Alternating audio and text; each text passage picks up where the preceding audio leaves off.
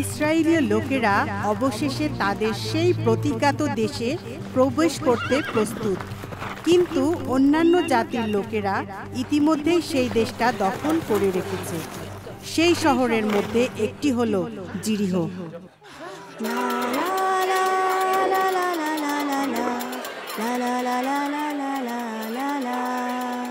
এই যে রাহব, এই যে জায়েদ, দিনটা কত সুন্দর, তাই না? আর এক পাও আমাদের কাছে এগোবে না। জাহিদ, তুমি কখন থেকে স্ত্রীর সাথে কথা বলছো? দুষ্ট ছেলে। যখন আমরা সেখানে গিয়েছিলাম তো আর কখনো কথা বলবে না। সে একজন খারাপ স্ত্রী লোক। তুমি তার কথা শুনবে না, তার দিকে ফিরে তাকাবেও না। আমার কথা কি শুনতে পেয়েছো জাহিদ? হ্যাঁ মা। ওরা কারা? ও না, দেখো তুমি কি বাজে অবস্থা করেছো। ক্ষমা করুন, আমি অত্যন্ত দুঃখিত, কিন্তু ইসরায়েলিরা জিরিহ শহরের দিকে এগিয়ে আসছে। কারা এই ইসরায়েলীয় লোক? এরা সদাপ্রভুর লোক, যিনি এই পৃথিবী ও স্বর্গের ঈশ্বর। আমরা এখানে আমাদের নিজেদের দেবতাদের পূজা করি। বাল দেবতা আমাদের রক্ষা করবেন। বিদায় রাহব। দেখি তো আহমেদ, আসাদ, রুবা আর তুমি আমাকে চমকে দিয়েছো রাহব। খাবার জল এনেছো? মা, আমাদের শহর বিপদের মধ্যে পড়েছে, আর এমন কিছু নেই যে আমরা করতে পারি।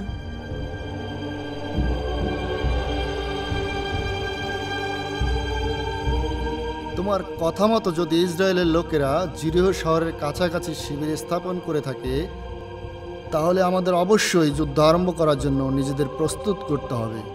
পাহারা দ্বিগুণ করো, অপরিচিতদের উপরে লক্ষ্য রাখো, আর সন্ধ্যা হওয়ার সঙ্গে সঙ্গে শহরের দরজাগুলো বন্ধ করো। সৈন্যরা ভালোভাবেই প্রস্তুত রয়েছে মহারাজ। আরও গুরুত্বপূর্ণ বিষয়, আমাদের শহরের দেওয়াল ভাঙ্গা অসম্ভব। সিহনের রাজা নিজেকে শক্তিশালী ভাবতেন, কিন্তু তা ইসরায়েলের দ্বারা ধ্বংস হয়েছিল। রাজা ওকেরও একই পরিণতি হয়েছিল।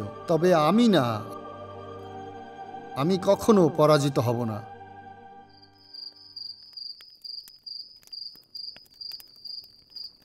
প্রভু, শহর ঘিরে রাখা চারপাশের দেওয়ালটা বিশাল। জিহুসয়, ভয় করো না বা সাহস হারায়ও না। আমি তোমার সঙ্গে থাকব। আমি কখনো তোমাকে ছেড়ে যাব না বা ত্যাগ করব না। কিন্তু হে আমার ঈশ্বর, কিভাবে আমরা তাদেরকে পরাজিত করব? জিহুসয়, এই সেই দেশ যা আমি আমার ইসরায়েলের লোকদের দেবার প্রতিজ্ঞা করেছি, কিন্তু তোমাকে এখন শক্তিশালী ও সাহসী হতে হবে। অবশেষে সেই সময়টা এসে গেছে। আরও কিছু আছে জিহোশুয়। আমার দাস মোশি তোমাদের যে আইন কানুন দিয়ে গেছে, সেগুলো পালনে সতর্ক থেকো। সেগুলো থেকে সরে যেও না, ডানেও না, বামেও না। তাহলে তুমি যেখানেই যাবে সেখানেই সফল হবে। তোমার সাহায্য নিয়ে।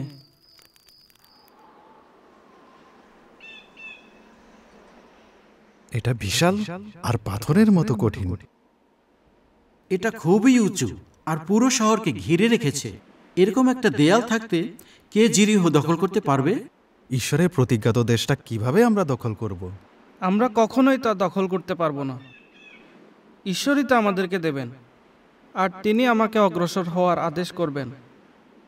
আমরা শত্রু সম্বন্ধে কিছুই জানি না। আমাদের কোনো ধারণাই নেই যে দেয়ালের ওপাশে কি রয়েছে। জেবা, দেওয়ালের ওপাশে কি আছে তুমি কি জানতে চাও?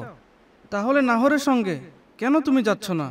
শহরটা ঘুরে দেখো আর আমাকে এসে বলো।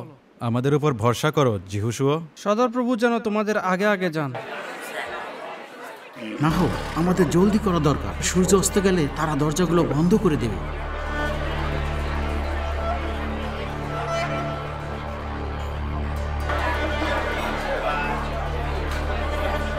এখন থাকবার জন্য একটা জায়গার খোঁজ করো, যেন রাতটা কাটাতে পারি। জেবা, চলো যাই।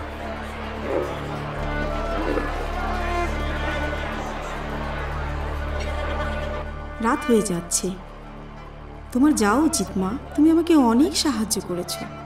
আমি এখন যাচ্ছি। আমার জন্য দিনটা শেষ হয়ে এলো, আর তোমার জন্য কেবলমাত্র আরম্ভ। ইস, বিষয়গুলো যদি অন্যরকম হতো। আমি কাল আবার আসবো মা। চিন্তা করো না মা, একদিন মনে হয় সব কিছু ঠিক হয়ে যাবে। আমি তোমাকে ভালোবাসি।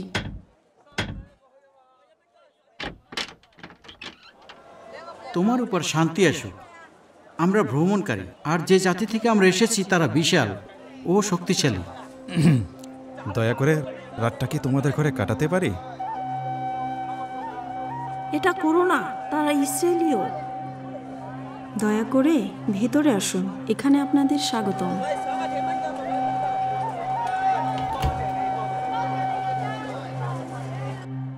আপনাদের কি দিয়ে সম্মান করব? একটু জল, সঙ্গে কিছু খাবার আর ঘুমাবার জন্য একটু জায়গা হলেই চলবে। আমি রাহব, আপনাদের কিছু দরকার হলে আমাকে জানাবেন। আমরা কৃতজ্ঞ। এখানে সবাই মিথ্যা দেবদেবীর উপাসনা করে। অবাক হচ্ছে না যে তাদেরকে ধ্বংস করা হবে। কেন আপনারা জিরিহো শহরে এসেছেন? আমরা ভোরেই চলে যাব, আমরা শুধু পাশ দিয়ে যাচ্ছি। মা, সাহায্য দরকার। ওদের বিরক্ত করো না, তোমার যাওয়া উচিত। তারা ইসরায়েলীয়, তুমি কি তাদের সম্মান জানানো শুনেছ? আমি জানি, আর এটা চমৎকার। সর্বশক্তিমান ঈশ্বরের লোকদের থেকে দুজন লোক এখানে আমার ঘরে আছেন, আর তারা আমার শান্তি কামনা করছেন। শান্তি? তুমি বলেছ তারা যুদ্ধ করতে এসেছে। তারা জিরহো দখলের পরিকল্পনা করেছে, আর তারা সবাইকে মেরে ফেলবে। কিন্তু যদি তাদের ঈশ্বর তাদের সঙ্গে যান, তবে এমন কিছুই নেই আমরা করতে পারবো। ও হ্যাঁ, অবশ্যই পারি। সৈন্যদের হাতে তুলে দাও।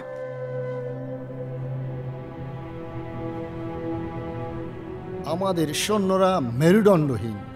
আপনি যা কিছু করেছেন তার মধ্যে ঘাটতি রয়েছে। প্রধান পুরোহিত, সব দেবতাদের জন্য দ্বিগুণ বলের ব্যবস্থা করুন। আপনি জাদুকরদের গুরু, আরও শক্তিশালী আত্মা ও তারাদের জাগিয়ে তুলুন। আর আপনি আমার মায়াবী জাদুকর, ইসরায়েলিদের অভিশাপ দিতে শক্তিশালী মন্ত্র বলুন। মহারাজ, দুজন ইসরায়েলীয় এসেছে আমাদের দেশে গুপ্তচরগিরি করতে, আর তারা রাহব নামে স্ত্রী লোকটির বাড়িতে ঢুকেছে। আমি এখন কি করব? আপনি কি দুর্বল হয়ে পড়েছেন সেনাপতি? না। তাহলে তাদেরকে বন্দি করে আমার কাছে নিয়ে আসুন। তাই হবে। প্রধান সেনাপতি, যদি সেই নির্লজ্জ স্ত্রীলোক রাহব তাদেরকে কোনোভাবে সাহায্য করে, সে মরবে।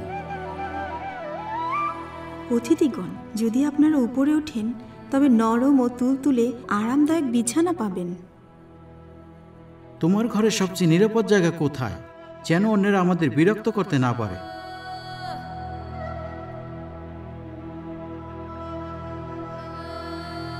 ছাদে উঠুন, আর সেখানে ছনের আটি দিয়ে নিজেদেরকে ঢেকে ফেলুন।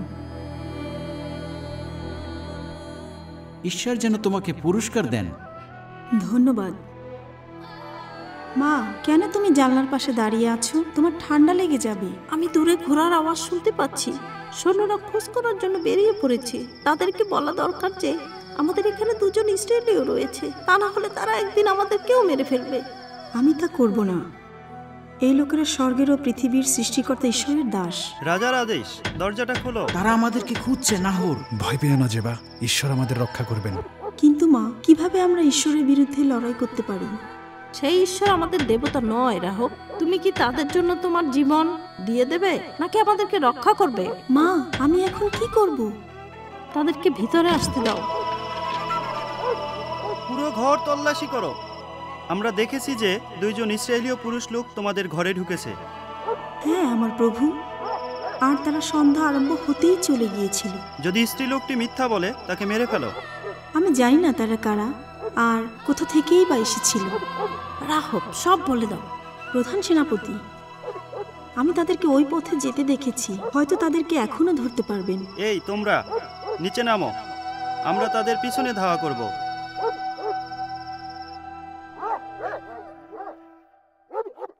তুমি একজন দেশদ্রোহী।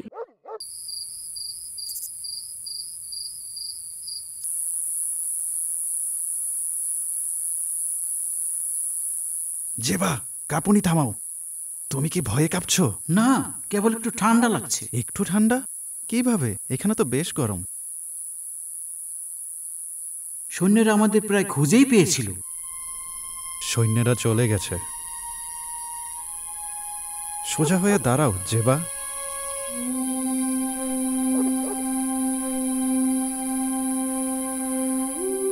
আমি জানি যে মহান সদাপ্রভু ইসরায়েলের ঈশ্বর আপনাদেরকে এই দেশটা দিয়েছেন।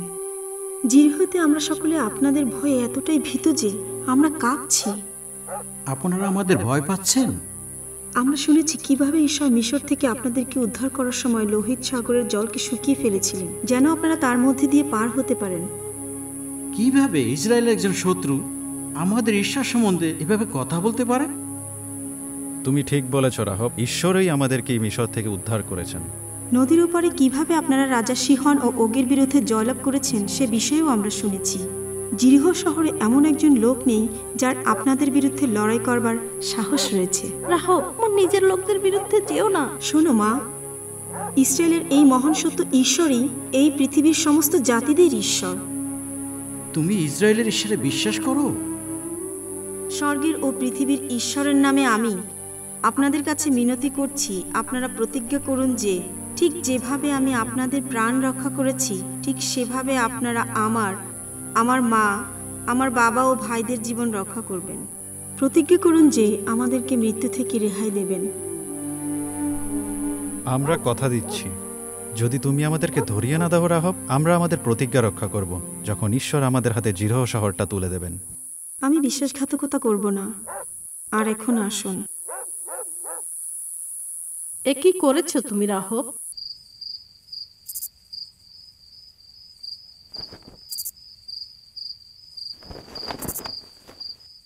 আমার ঘরটা দেয়ালের উপরে তৈরি করা। এই দড়িটা বেয়ে নেমে পড়ুন। আপনারা শহরের বাইরে চলে যাবেন। সৈন্যরা কখনো আপনাদের খোঁজ করে পাবে না যদি আপনারা দূরের ওই পাহাড়ে গিয়ে লুকান। আমরা কেবল তাদেরকেই রক্ষা করব যাদেরকে আমরা তোমার ঘরে পাবো। রাহু, এই লাল দড়িটা আমাদের জন্য একটা ভালো চিহ্ন। এটা তোমাদের জানালায় বেঁধে রাখো যাতে আমরা আমাদের বিজয়ের দিনে তোমাদের ঘরটা চিনতে পারি। হ্যাঁ, আমি করব। ও ক্ষমা করবেন সেনাপতি, আপনাকে চিন্তিত মনে হচ্ছে। এটাই কি কারণ যে নাহর ও জেবা গতরাতে ফিরে আসেনি? আমি তাদের জন্য চিন্তিত, কিন্তু যার জন্য আমি সারা রাত জেগেছিলাম সেটা সম্পূর্ণ অন্য বিষয়। জিহুশুও, আমরা ফিরে এসেছি। নাহর, জেবা, আমাদের বলো, দেওয়ালের ওপাশে তোমরা কি দেখতে পেলে? একজন স্ত্রী লোককে দেখেছিলাম।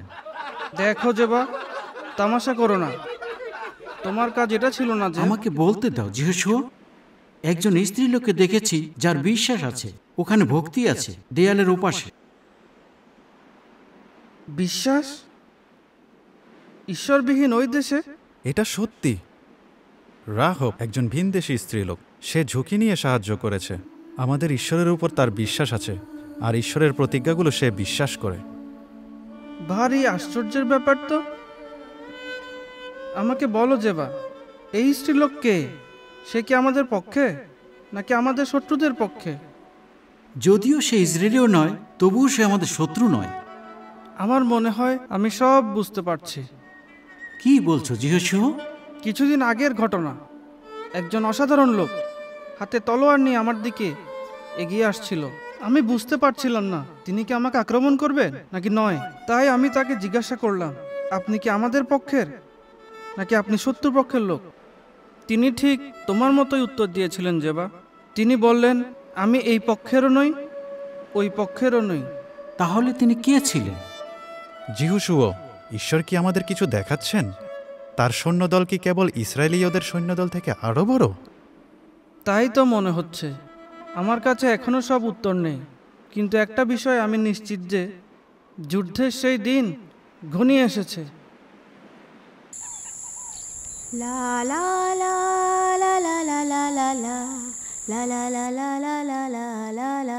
তুমি কি করছো রাহব?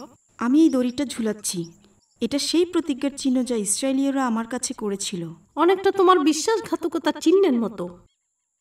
এটা আমাদের জীবন রক্ষা করবে মা। যখন তাদের ঈশ্বর শহরটা তাদের দেবেন, তখন এই ঘরে যারা থাকবে তাদের কারোরই ক্ষতি হবে না। তাদের ঈশ্বরের চিন্তা বন্ধ করো। তারা আমাদের আক্রমণ করতে যাচ্ছে। আমাদের উচিত মন্দিরে গিয়ে নিজেদের দেবতাদের কাছে মিনতি করা। মা, এমনকি মিশরের অনেক দেবতা তাদেরকে পরাজিত করতে পারেনি। তুমি আমাদের দলের লোক রাহব। তুমি ইসরায়েল জাতির শত্রু। তুমি মানো আর না মানো, যখন ইসরায়েলেরা জিরুহ আক্রমণ করবে তখন তুমিও বাকিদের সঙ্গে মরবে। প্রতিটি দরজা বন্ধ করা হয়েছে। সৈন্যরা প্রশিক্ষণপ্রাপ্ত যে কোনো আক্রমণের জন্য প্রস্তুত। এই প্রতিরোধ ভেদ করে ভিতরে আসা অসম্ভব। আর ওই দুইজন ইসরায়েলি গুপ্তচর, ওদের খবর কি? ও, তারা পালিয়ে গেছে। কিন্তু তারা কোনো খবর নিতে পারেনি। তারা ভীতুদের মতো পালিয়েছে, আর তারা কখনো ফিরবে না।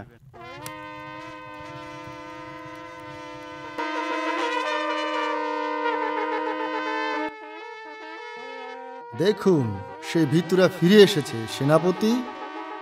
আর এর মানে হচ্ছে আমরা যুদ্ধের মুখোমুখি। আপনি কি ভয়ে কাঁপছেন, নাকি পরিস্থিতি আপনার নিয়ন্ত্রণে রয়েছে? না মানে হ্যাঁ, মানে না হ্যাঁ।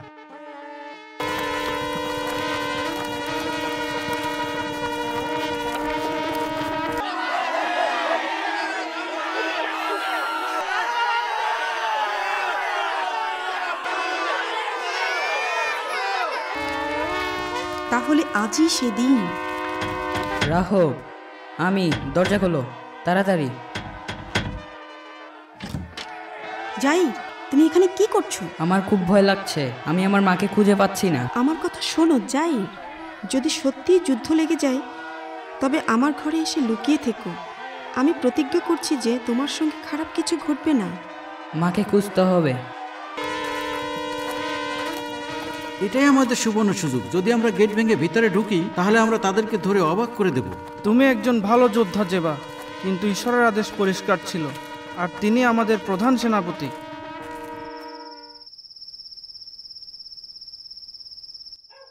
এখনো কোনো আক্রমণ হচ্ছে না, আমি বুঝতে পারছি না। হতে পারে তারা আমাদের সঙ্গে চালাকি করছে। প্রহরীদের সতর্ক থাকতে বলুন, মুহূর্তের জন্য যেন অসতর্ক না হয়। কখনো না।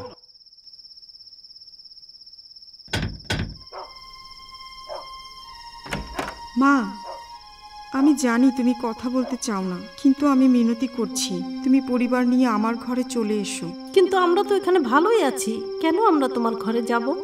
সেই ইসরায়েলীয়রা প্রতিজ্ঞা করেছিলেন যে আমাদের রক্ষা করবেন। আর তুমি তাদের কথা বিশ্বাস করো? তারা আমাদের শত্রু। ও মা, দয়া করে আমার ঘরে আসো তো।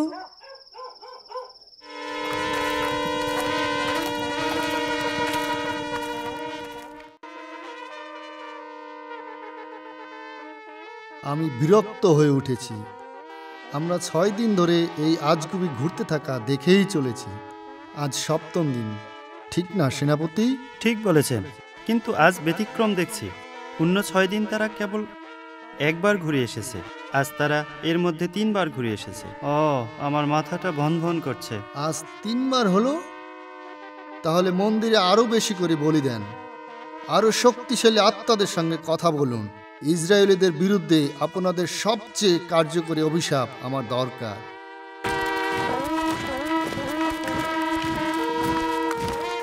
এখনো হয়নি যিহোশূয়া? দেবা, আমরা অপেক্ষা করব আর ঈশ্বরের উপর আস্থা রাখব। এই নিয়ে আজ 7 বার হবে। কখন তারা আমাকে উদ্ধার করতে আসবেন? মা, তুমি এসেছো? বাবা, আহমেদ, আসাদ, রুবা। রাহব, সম্ভবত তোমার ঘরটা নিরাপদ। যদি ইসরায়েলীয়রা জিরিহ শহরের দরজা ভেঙে ঢুকে পড়ে তবে আমরা সেই লোকদের মতো দেয়ালের ওপাশে পালিয়ে যাব। তোমার দরকার নেই, আমাদের কেবল অপেক্ষা আর বিশ্বাস রাখতে হবে। তোমাদের সমস্ত শক্তি দিয়ে চিৎকার করে ওঠো, কারণ ঈশ্বর তোমাদের হাতে জিরিহ শহরটা তুলে দিয়েছেন।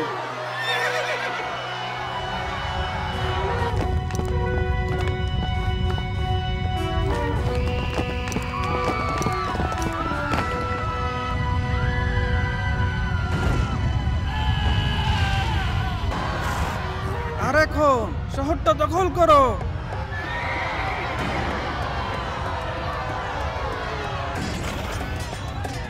নাহর, জেবা, তোমরা জানো এখন তোমাদের কি কি করতে হবে।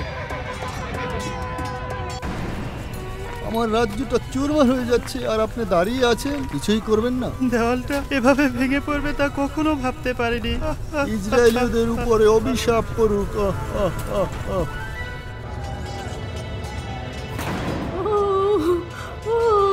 আমরা মারা যাব। রাহব, তুমি আমাকে বলেছিলে যে এখানে আমার সঙ্গে কিছুই ঘটবে না। আমি আমার মাকে খুঁজে পাচ্ছি না। এটা কি সত্যি যে আমার কিছুই হবে না? দয়া করুন, আমাদের পরিবারের কোনো ক্ষতি করবেন না। রাহব, উঠে দাঁড়াও। আমরা সেই লাল দড়িতে দেখেছি। আমরা প্রতিজ্ঞা অনুসারে তোমাকে রক্ষা করতে এসেছি। আমার পিছে পিছে এসো।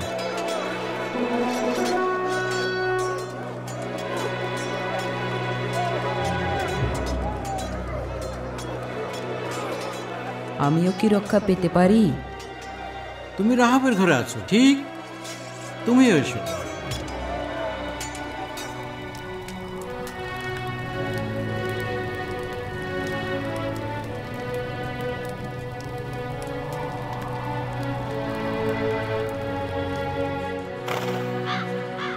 আজকের দিনে সদাপ্রভু ইসরায়েলীয় লোকদের হাতে জিরিহো শহরটা তুলে দিয়েছেন। অবশেষে আমরা সেই প্রতিজ্ঞাত দেশে প্রবেশ করেছি। আরও যুদ্ধ ও নতুন বিজয় নিশ্চিতভাবে সামনে রয়েছে।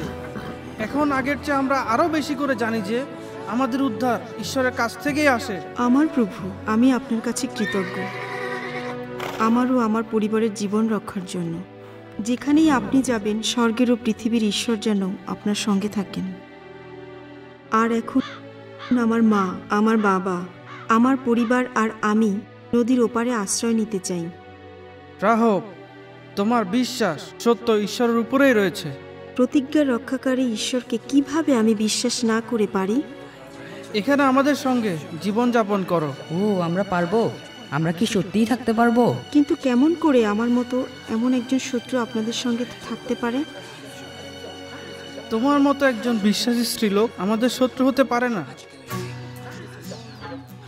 তুমি ঈশ্বরের একজন বন্ধু, রাহব। জানি এখন প্রভু ঈশ্বর, তিনি স্বর্গ ও পৃথিবীর রাজা। আমি ও আমার পরিবার কেবল সদা প্রভুর সেবা করব।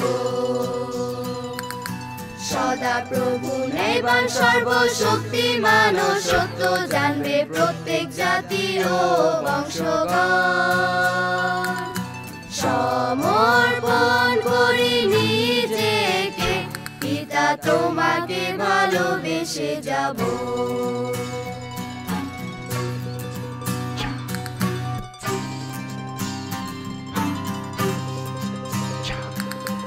জানি এখন প্রভু ঈশ্বর, তিনি স্বর্গ ও পৃথিবীর রাজা। আমি ও আমার পরিবার কেবল সদা প্রভুর সেবা করব।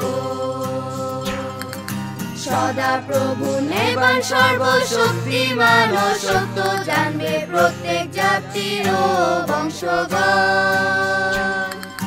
সমর্পণ করি নিজেকে, পিতা তোমাকে ভালোবেসে যাব।